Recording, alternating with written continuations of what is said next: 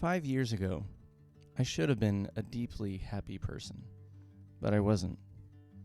Like most people, I wanted to make an impact with my life, but despite probably looking happy and successful to people around me, I was an incredibly fearful person and mostly hid from a lot of life. I fundamentally believed that there were people who had what it takes and those who didn't, and I was one of those who didn't. But then, someone told me something that changed my life.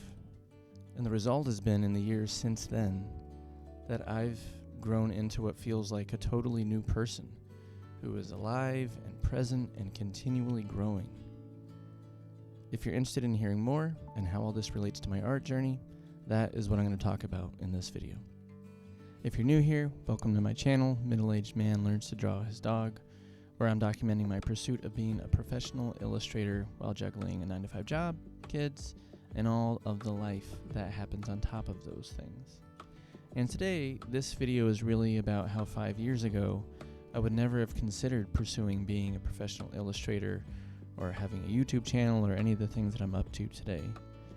And also talking about what changed. I'll be talking about that while I draw a robot, mostly just because robots are cool, but at the end there is an analogy with robots that I think is helpful, and I'll talk about that in a minute. So 5 years ago, most of my life was pretty similar to what it is today.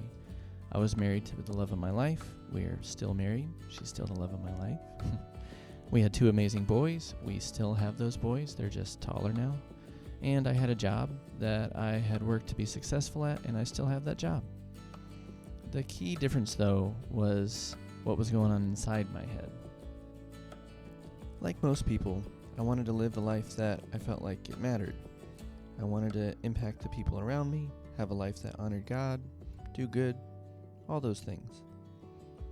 But as you grow up, and some people grow up much earlier in life, you learn that there's a lot of things that are hard and scary that don't come with instructions. And that can mean that life is full of opportunities to make mistakes and to let people down, and to come up short in situations where it was important that you show up.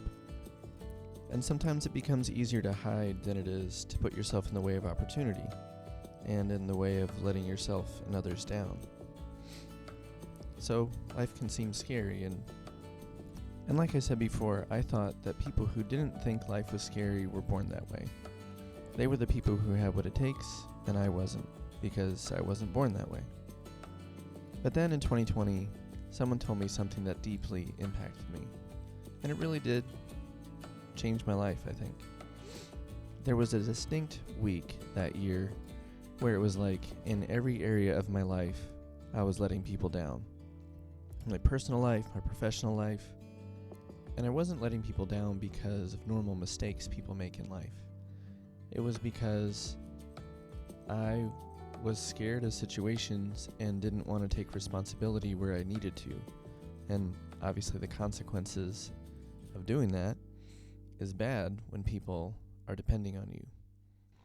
But it really felt like everywhere I looked, in every category of my life, I was just letting everyone down. And I didn't want to live like that anymore. And someone said to me, "You can decide to change how this is going." And you know how sometimes you're ready to hear something, and at other times you're totally not, and people will say something valuable and it'll just like bounce off you? Well, this was one of those times where I was really, really ready to hear it. The idea was simple. I could change how things were going. But I had never thought about it the way it hit me that time. I had always thought people who face hard things have just always faced hard things, and people who don't face hard things have always been people who don't face hard things. And the idea that I could decide to change how things were going for me, that is, to decide to take control of how I viewed my situation and how I responded in my situation, and not just assume that I was one of those people who couldn't figure it out and that was who I was destined to be. This is a mind-blowing thought to me. And I so deeply wanted to not keep letting people down that I listened to this. And it meant that I had to do things that were scary. And I started doing that. One decision at a time, one action at a time. I started doing things just a little bit differently, and I realized I didn't have to treat life or my decisions or my interpretation of myself the way I always had. I could change that. So if you fast forward a number of years, I realize now that I do things that I think of and definitely would have thought of as scary. I do things like that all the time now. And it's crazy to me. It's cool to me to realize that. And just thinking about pursuing being a professional illustrator and starting a YouTube channel, I don't think I would have even thought about those things before, because I think I didn't take myself seriously. But now I love doing stuff like this because I think it's where people feel alive, is where you're taking some risks and you're challenging yourself and you're putting yourself out there. And the next evolution in all of this is spinning up an online store, which is really scary because it's easy to say, hey, I'm working at this thing, and just to show people my drawings. But it's very different to be like, hey, I'm trying to do something that's worth people spending their money for. It's like a totally different arena. But if you're interested in me drawing something for you, please visit my store. Super scary to say that. And to be really candid, I don't feel like my skill level is ready for people to pay me for artwork, but I think the only way you know is if you start putting yourself out there.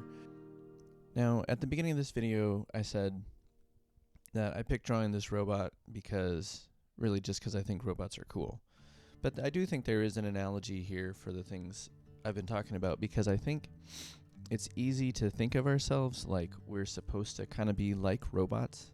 I think it's easy to think of ourselves like we come with the programming that we have, and that's what we're stuck with. But I don't think that's the case. What I've been learning and keep on learning is that we have the ability to constantly grow and constantly take charge of how we respond to things and how we interpret the world around us and what happens to us. And so I think robots are cool. I love seeing them in movies and comics. But I'm grateful we're not like them, because changing our own programming is something we're made to be able to do. And that's amazing.